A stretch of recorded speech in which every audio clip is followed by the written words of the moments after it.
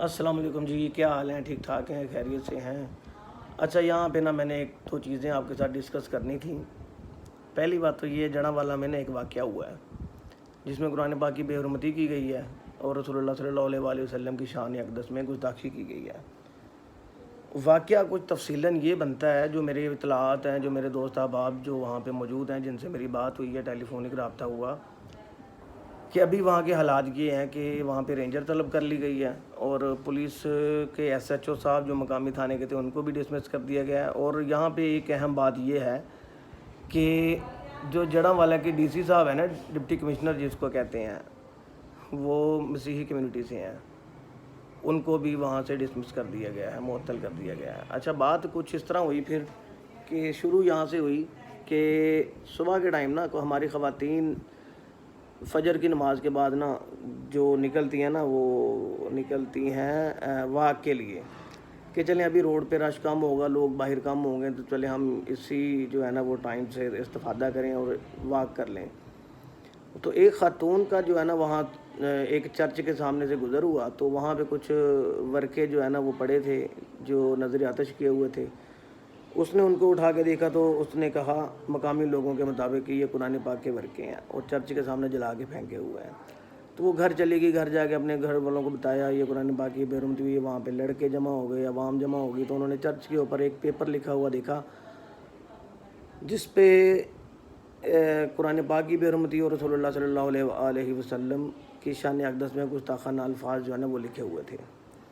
اب اس نے کیا کیا، لوگوں نے کیا کیا، وہ جو ورقہ تھا، اس ورقے کے نیچے جیسے کوئی نام لکھ دیتے ہیں، منجانب فلاں منجانب فلاں، اس کے نیچے بھی ایک منجانب لکھا ہوا تھا۔ اب چونکہ جڑاں والا ایک چھوٹی سی تحصیل ہے، چھوٹا سا قصبہ ہے، تو لوگ جو ہے نا، لوگوں نے اس لڑکے تک اپروچ کی، اس لڑکے کو ڈھونڈ لیا، اس کے گھر گئے، اس کے گھر کی تلاشی لی۔ جب تلاشی لی گئی تو اس کے گھر سے بھی کچھ اس طرح کی چیزیں برآمد ہوئیں جن کے اوپر جو ہے نا وہ اس واقعے کی جو ہے نا وہ اس اوراق کی جو ہے نا وہ تصدیق کی گئی تھی۔ رسول اللہ صلی اللہ علیہ وسلم کے شان میں گستاخانہ الفاظ لکھے گئے تھے اور قرآن پاک کی بے حرمتی کے حوالے سے کچھ الفاظ لکھے ہوئے تھے۔ تو یہ ایک قابل مذمت چیز ہے، تو اگر وہ اس چیز میں واقعی ملوث ہے تو اس کو تو سزا ملنی چاہیے تھی، لیکن ہمارے لوگوں نے قانون ہاتھ میں لیا، خود جو ہے نا اس کو سزا دینے کے اوپر تل گئے۔ خیر، وہ لڑکا بھاگ گیا ہے، وہ گھر والے آگے پیچھے بھاگ گئے۔ اب مقامی لوگوں نے کیا کیا، مقامی لوگوں نے سارے چرچ جلا دیے، جو اسی مسیحی کمیونٹی وہاں پہ رہتی ہے ان کے گھروں پہ حملے کر دیے۔ حالات اتنے آؤٹ آف کنٹرول ہوئے کہ رینجر کو طلب کرنا پڑ گیا وہاں پہ۔ اب وہاں پہ رینجر جو ہے نا وہ طلب کر لی گئی ہے۔ اب یہاں پہ کچھ چیزیں جو میں آپ کے ساتھ ڈسکس کرنا چاہ رہا ہوں۔ پہلی چیز تو یہ ہے کہ اس طرح کے واقعات پاکستان میں نہ پہلا واقعہ نہیں ہے، اللہ کرے گی آخری ہو۔ بہت سے واقعات ایسے ہوئے ہیں، لیکن اس سے فائدہ کس کو ہوتا ہے؟ جو بندہ گستاخی کرتا ہے، گستاخانہ الفاظ استعمال کرتا ہے، کوئی اس طرح کی بات میں ملوث ہوتا ہے، تو اس کو یہ اس کے جو ہے نا وہ فائدے میں بات چلی جاتی ہے جب ہم لوگ قانون کو ہاتھ میں لے لیتے ہیں۔ کیسے فائدے میں بات چلی جاتی ہے؟ پہلی بات تو یہ ہے کہ جب ہمارے پاس پاکستان میں قانون بنے ہوئے ہیں، قانون بنا ہوا تو ہمیں اس کے اوپر قانونی کارروائی کرنی چاہیے۔ کسی بھی مذہب کی توہین، رسول اللہ صلی اللہ علیہ وآلہ وسلم کی شان اقدس میں گستاخی کرنے والا، قرآن پاک کی بے حرمتی کرنے والا ناقابل معافی ہے۔ اس کا قانون کے مطابق اس کی سزا موت ہے، اس کو پھانسی پہ چڑھایا جاتا ہے پاکستان کے قانون کے مطابق۔ لیکن ہمارے قانون میں کچھ اس طرح کی پیچیدگیاں ہیں، اس کو ثابت کرنے میں ٹائم لگ جاتا ہے اور لوگ ٹھنڈے پڑ جاتے ہیں، وکلاء حضرات بھی ٹھنڈے پڑ جاتے ہیں۔ اچھا، اس سے پھر اس بندے کا کیس جو ہے وہ ڈاؤن ہو جاتا ہے اگر وہ قانون کہتے چڑھ جائے، ورنہ تو لوگ فیصلہ خود ہی کر دیتے ہیں، اس کو مار دیتے ہیں، جو کہ غلط ہے۔ قانونی کارروائی ہونی چاہیے اس کے خلاف۔ ہاں، اگر جو ہے وہ قانون کو ہاتھ میں لوگ نہ لیں، قانون اپنا کام جو ہے نا وہ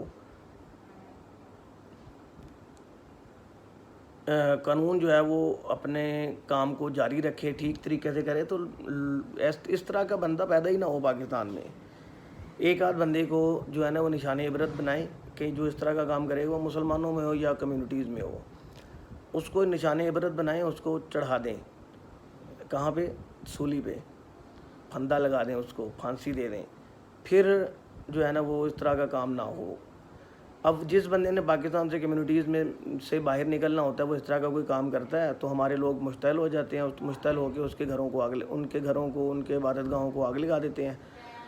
جب آگ لگا دیتے ہیں تو انٹرنیشنل میڈیا ان کے حق میں بول پڑتا ہے، جب انٹرنیشنل میڈیا ان کے حق میں بولتا ہے تو آٹومیٹکلی وہ اس بندے کا ویزا باہر کا ایزیلی لگ جاتا ہے۔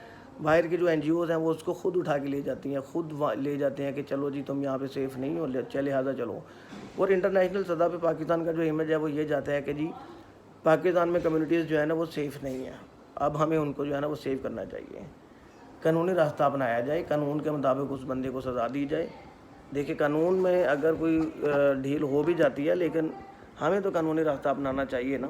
عدالتیں کس لیے بنی ہوئی ہیں، پاکستان میں ادارے کس لیے بنے ہوئے ہیں، پولیس ہے، پولیس کا ڈپارٹمنٹ ہے، دیگر ادارے ہیں، ہمیں جو ہے نا ان کو حوالے کرنا چاہیے تاکہ وہ تحقیقات کریں، تحقیقات میں جو چیز سامنے آئے اس کے مطابق اس بندے کو سزا دیں۔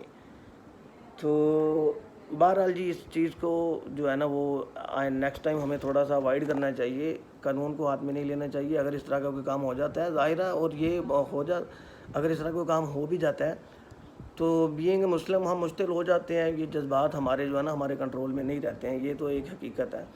اب کوئی بھی ہم مذہبی ایونٹ لگا لیں، محرم لگا لیں، رمضان لگا لیں، 12 ربیع الاول لگا لیں، یا دیگر اس طرح کے جو 13 رجب لگا لیں، 15 شعبان لگا لیں، کوئی بھی اس طرح کا جو ہمارا مذہبی ایونٹ ہے ہم اس کے اوپر اپنے جذبات پہ کنٹرول نہیں رکھ سکتے، یہ تو ایک حقیقت ہے۔ لیکن اس طرح کے معاملے میں جب پاکستان کی بھی بات آ جائے ساتھ تو ہمیں پاکستان کا بھی ساتھ سوچنا چاہیے۔ تو اس طرح کے لوگوں کو نشان عبرت بنانے کے لیے ہماری عدالتوں کو جلد از جلد فیصلہ کر کے اس کو سزا دینی چاہیے۔ اور دوسری چیز یہ ہے کہ جب اگر کوئی اس طرح کا واقعہ ہو جائے تو اس کی تحقیقات کی جائیں، ٹھیک ہے۔ تو یہ پری پلان بھی ہو سکتے ہیں، کچھ شاد پسند عناصر بھی ہو سکتے ہیں، جیسے ہمارے ایک علاقے میں ہمارے ایک بزرگ بتا رہے تھے کہ صحابہ کے خلاف جو ہے نا وہ اس طرح کی گستاخی کی گئی، تحقیقات وہیں خیر علاقے میں وقتی طور پہ اشتعال آ گیا، ظاہر ہے جی صحابہ کرام کے بارے میں کوئی اس طرح کے الفاظ یوز کرے تو اشتعال آ جاتا ہے۔ لیکن اس کا رزلٹ پھر کیا ہوا، پھر وقتی طور پہ تو حالات خراب ہوئے، نقصانات ہوئے، دونوں طرف ایف آئی آرز ہوئیں، شیعہ کمیونٹی کی طرف سے بھی اور ان کی طرف سے بھی۔ اچھا جب تحقیقات ہوئیں تو ان میں جس گھر کے اوپر گستاخی ہوئی تھی ان گھر کا ایک بھانجا یعنی اسی گھر کا ایک فرد ملوث نکلا، تو پھر خیر اس کے خلاف کارروائی ہوئی۔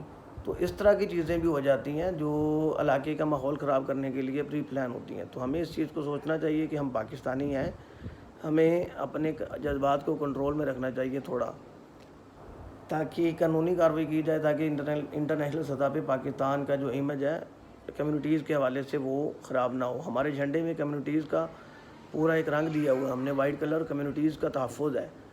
تو ہم اگر جو ہے نا وہ لیکن کمیونٹیز کے تحفظ کا مطلب یہ بھی نہیں ہے کہ کمیونٹیز جو ہے نا وہ کسی بھی مذہب کے خلاف جو ہے نا وہ کام کرنا شروع کر دیں، اس طرح پاکستان میں نہیں چلنے دیں گے انشاءاللہ ہم۔ تو بہرحال تو ہمیں اس چیز کو سوچنا چاہیے۔ باقی جو لوگ نئے ہیں میرے چینل پہ وہ چینل کو سبسکرائب کریں اور بیل آئیکن کو پریس کر دیں تاکہ ان کو نئی اس طرح کی جو ویڈیوز ہیں وہ ملتی رہیں۔ یہ جو میری ویڈیو ہے وہ میرے چینل کے جو ہے نا وہ اس کے تھوڑا سا خلاف ہے، میرا ٹورزم کا وہ چینل ہے، لیکن یہ ایک مذہبی معاملہ تھا اس لیے مجھے جو ہے نا اس کو ہائی لائٹ کرنا پڑا، اور یہ اس طرح کا معاملہ تھا جس سے پاکستان کا تشخص جو ہے نا وہ شناخت جو ہے وہ خراب ہوتی ہے۔ والسلام علیکم۔